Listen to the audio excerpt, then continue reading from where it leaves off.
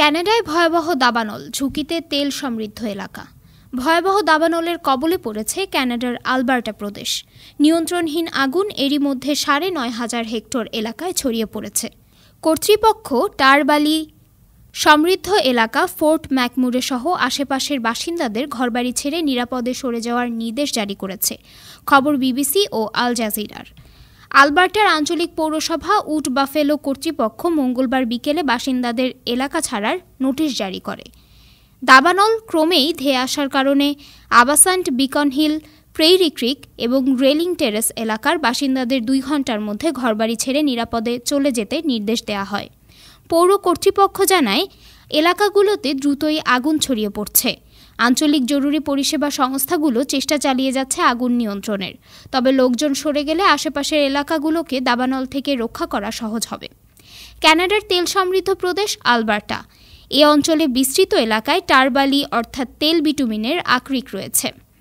টারবালি এলাকায় আগুন ছড়িয়ে পড়লে বিপদ আরও ভয়াবহ হবে বলে আশঙ্কা করছে কর্তৃপক্ষ। আলবার্টা প্রদেশের ওয়াইল্ডফায়ার কর্তৃপক্ষ জানায়, ফোর্ট ম্যাকমুরে থেকে প্রায় ১৫ কিলোমিটার দক্ষিণ পশ্চিমে আগুন জ্বলছে। ক্রমশই তা শহরের দিকে ধেয়ে আসছে। আগুন ও ধোঁয়ার কারণে সঠিক দূরত্ব নির্ধারণ করা যাচ্ছে না। ফোর্ট ম্যাকমুরে এলাকা এর আগেও বিধ্বংসী দাবানলের শিকার হয়েছে। ২০১৬ সালে শহরটিতে ভয়াবহ দাবানলে বাড়িঘর, ব্যবসা প্রতিষ্ঠান সহ অন্যান্য শত শত স্থাপনা ধ্বংস হয়ে যায়। ওই বছর কয়েক হাজার মানুষ পালিয়ে যেতে বাধ্য হয়েছিল। ফোর্ট ম্যাকমুরে থেকে সরিয়ে নেওয়া হয়েছিল ১ লাখের বেশি বাসিন্দাকে। তখন বেশ কিছুদিনের জন্য বন্ধ রাখা হয় তেল উৎপাদন।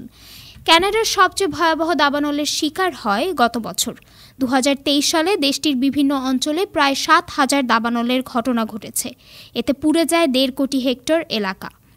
দাবানল নেভাতে গিয়ে প্রাণ হারান অন্তত ৯ ফায়ারকর্মী। নিরাপদ আশ্রয়ে সরিয়ে নেওয়া হয় ২.৫ লাখের বেশি বাসিন্দাকে। বিশেষজ্ঞরা বলছেন, জলবায়ু পরিবর্তনের প্রভাবে ক্যানাডা সহ ইউরোপে রেকর্ড সংখ্যক দাবানলের ঘটনা ঘটছে।